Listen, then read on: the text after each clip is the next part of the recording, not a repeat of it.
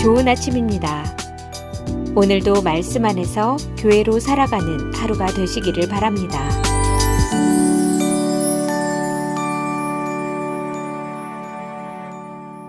안녕하세요. 3월 31일 화요일 매일 말씀 묵상 시작하겠습니다.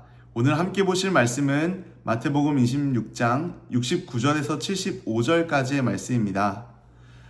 베드로가 바깥들에 앉았더니 한 여종이 나와 이르되 너도 갈릴리 사람 예수와 함께 있었도다 하거늘 베드로가 모든 사람 앞에서 부인하여 이르되 나는 네가 무슨 말을 하는지 알지 못하겠노라 하며 앞문까지 나아가니 다른 여종이 그를 보고 거기 있는 사람들에게 말하되 이 사람은 나사렛 예수와 함께 있었도다 하며 베드로가 맹세하고 또 부인하여 이르되 나는 그 사람을 알지 못하노라 하더라. 조금 후에 곁에 섰던 사람들이 나와 베드로에게 이르되 너도 진실로 그 도당이라 네 말소리가 너를 표명한다 하거늘 그가 저주하며 맹세하여 이르되 나는 그 사람을 알지 못하노라 하니 곧 닭이 울더라. 이에 베드로가 예수의 말씀에 닭 울기 전에 네가 3번 나를 부인하리라 하심이 생각나서 밖에 나가서 심히 통곡하니라. 아멘. 오늘 본문은 베드로가 예수님을 3번 부인하는 말씀입니다. 우리는 베드로를 잘 알고 있죠. 그는 주는 그리스도시요 살아계신 하나님의 아들입니다 라고 놀라운 믿음의 고백을 했던 사람입니다. 물 위를 걷는 경험을 했고 변화산에서 모세와 엘리야와 함께 계신 그 예수님을 목격하기도 했습니다. 누구보다 예수님과 가까이 있었던 제자였죠. 그 이전 33절과 35절에 보면은 이렇게 말합니다. 비록 모든 사람이 주를 버릴지라도 나는 결코 버리지 않겠습니다. 주와 함께 죽을지언정 부인하지 않겠습니다. 이 얼마나 강한 믿음의 고백입니까? 얼마나 뜨거운 믿음입니까? 그런데 그는 실패했습니다. 예수님을 부인했죠. 우리는 이 말씀을 단순히 베드로의 실패로만 보면 안 됩니다. 이 말씀은 베드로의 이야기일 뿐만 아니라 우리 자신들의 이야기이기 때문입니다. 예수님은 겟세마네 동산에서 붙잡히실 때 아무 저항도 하지 않으시고 그저 선지자들의 글을 이루려 함이다 라고 말씀하시면서 끌려가십니다. 예수님은 구약의 성취자이시며 새 언약을 이루시는 영원한 대제사장으로서 십자가의 길을 가기 위해서 순종하셨던 것이죠. 그런데 그때 제자들은 다 예수님을 버리고 도망갑니다. 왜일까요? 자신들이 기대했던 왕의 모습이 아니었기 때문이죠. 자신들이 생각했던 방식과 전혀 다른 예수님의 모습에 그런 반응에 그들은 두려워했던 것입니다. 두려움이 밀려온 것입니다. 여러분, 우리도 그렇지 않나요? 내가 원하는 방식대로 뭔가 이루어질 때에는 믿음이 좋은 것 같습니다. 하지만 상황이 이해되지 않고 기대와는 다르게 흘러갈 때 믿음이 흔들리지 않습니까? 하나님께서는 우리가 원하는 것을 이루어 주시는 분이 아니시죠.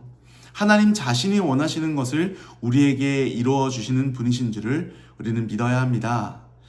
그래서 우리 뜻대로 되지 않아도 여전히 주님은 우리의 왕이십니다. 69절 말씀을 보면 베드로는 바깥들에 앉아 있습니다. 예수님은 대제사장 가야바의 뜰 안에서 신문을 받고 계시고 베드로는 그 모습을 멀찍이 떨어져 바라보고 있습니다. 이미 거리가 생긴 것이죠.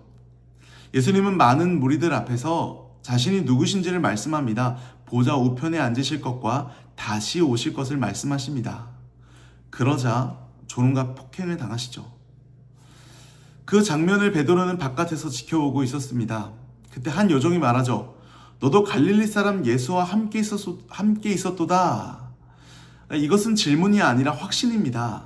당신 저 예수와 함께 있었던 사람이잖아 라는 것이죠. 그러자 베드로는 어떻게 반응했을까요? 나는 도무지 너가 무슨 말을 하는지 알지 못한다 라고 부인을 합니다. 그러니까 베드로는 순간 두려웠을 겁니다. 나도 예수님처럼 조롱당하고 폭행당하지 않을까? 라는 두려움이 들었을 것이고요. 그리고 혼란스러웠을 것입니다. 아니 분명 예수님은 저런 분이 아니신데 이건 내가 생각했던 그림이 아닌데 근데 눈앞에 펼쳐지는 현실을 받아들이기가 힘들었을 것입니다. 그래서 순간적으로 상황을 벗어나기 위해서 부인했던 것이죠. 우리도 그런 순간이 있지 않나요?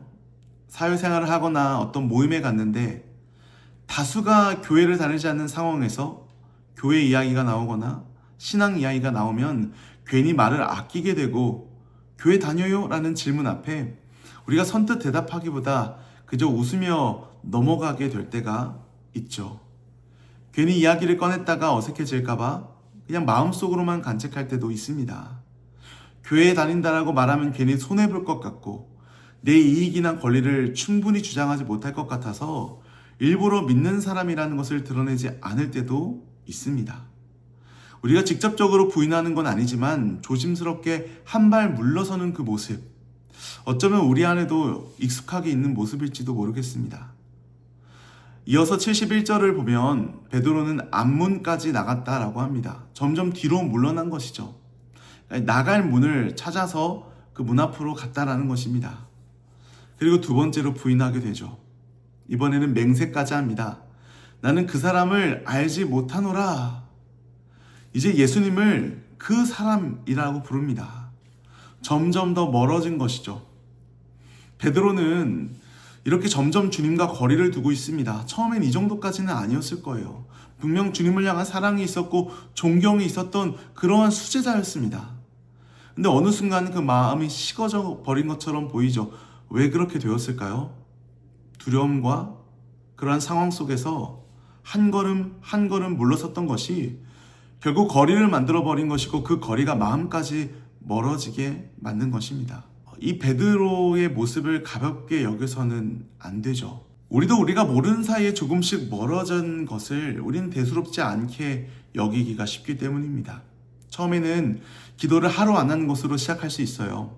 오늘 하루쯤은 괜찮겠지. 그러다 예배를 가볍게 여기게 될 때도 있고요. 점점 하나님을 생각하지 않는 시간들이 늘어나게 됩니다.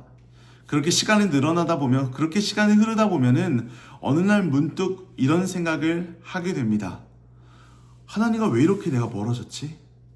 왜 이전에 당연했던 것이 이제는 당연해지지 않지?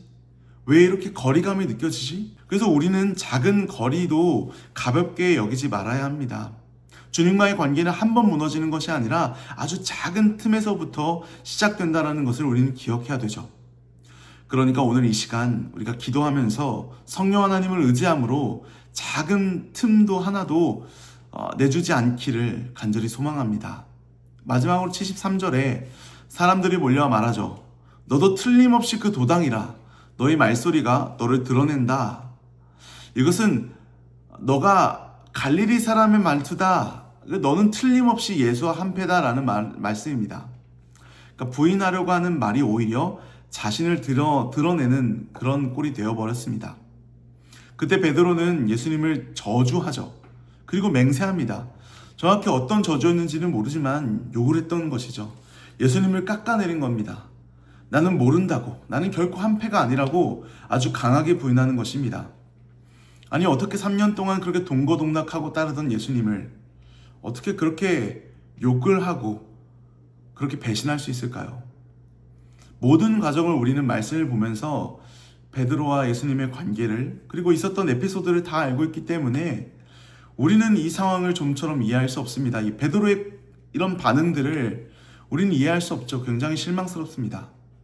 주는 그리스도이시오 살아계신 하나님의 아들이십니다라고 그렇게 고백했던 베드로인데 어떻게 예수님을 저주할 수 있을까요? 그런데 만약 우리가 그 자리에 있다면 우리는 어땠을까요?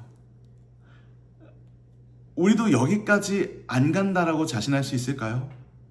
혹 내 이익이 걸려있고 관계가 깨질 것 같고 엄청난 손해를 봐야 되는 상황이 있다면 우리는 어떨까요?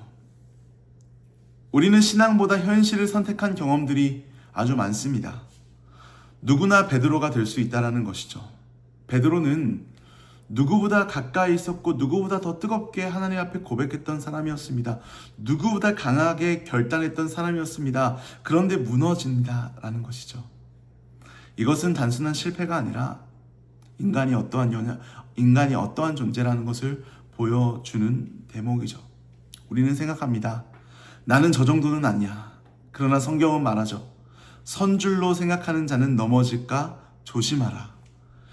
우리는 우리가 생각하는 것보다 그리 강하지 않습니다. 아주 작은 시선에도, 아주 작은 손해에도, 작은 압박에도 쉽게 무너지게 됩니다. 그래서 우리는 날마다 인정해야 되죠. 나는 연약합니다. 나는 주님 없이는 안 됩니다.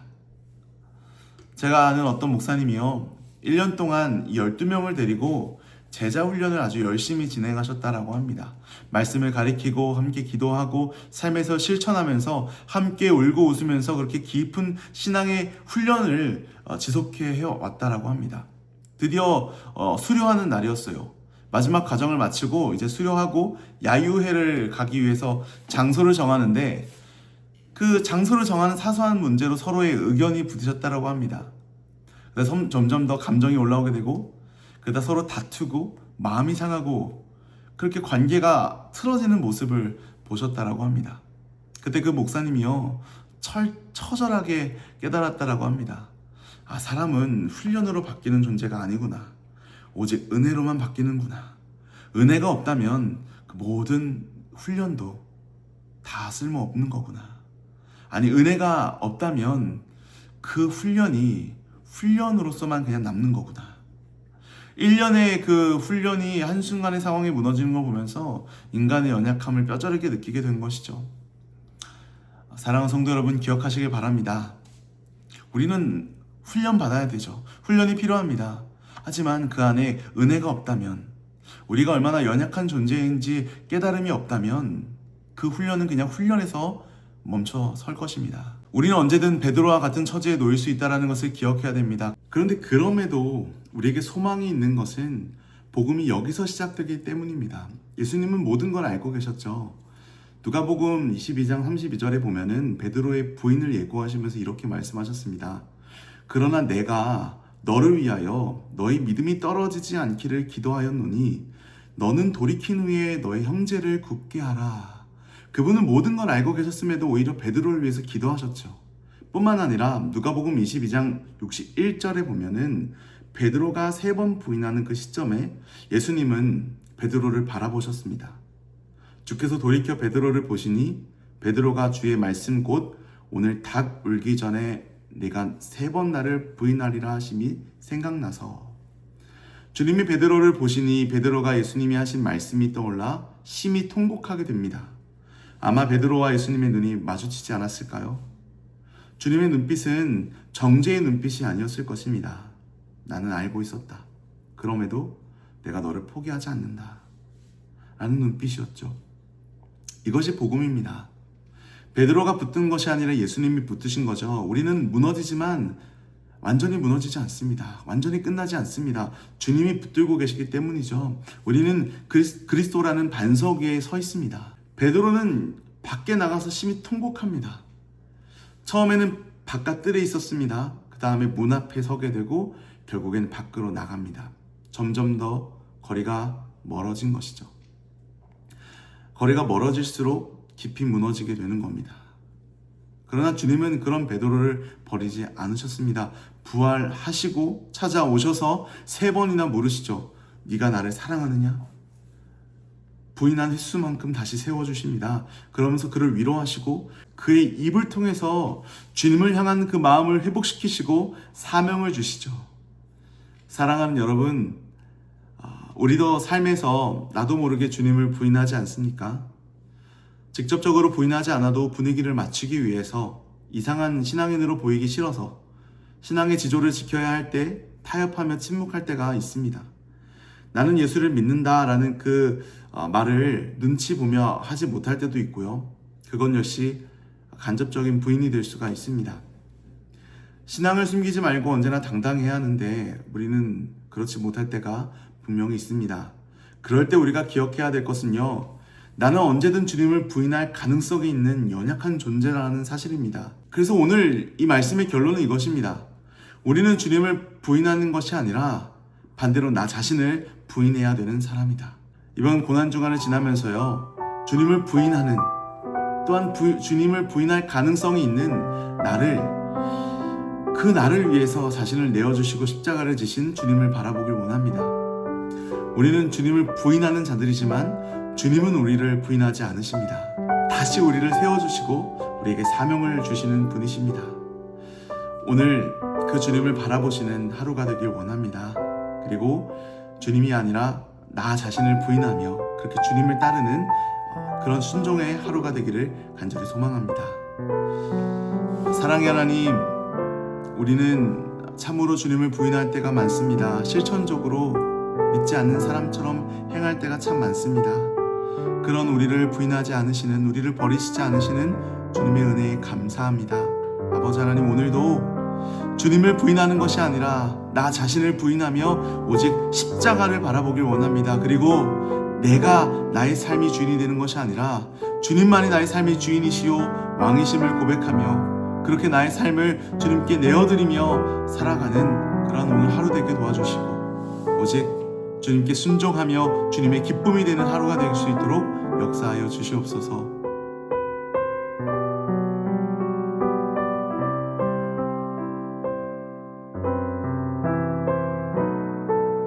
화요일 기도 제목 놓고 함께 기도하겠습니다. 담임 목사 외 교역자들의 가정과 사역을 위해 기도해 주시길 바랍니다. 소명감과 사명감으로 말씀을 준비하고 맡겨진 사역을 잘 감당하도록 가정과 자녀들을 지켜주시기를 기도해 주시기 바랍니다. 화요 중보기도 모임을 위해서 기도하실 때 교회의 영적 동력이 되어 부흥의 초석이 되는 모임이 되도록 또한 참여자들의 성결함과 기도의 은혜를 주시기를 함께 기도해 주시길 바랍니다.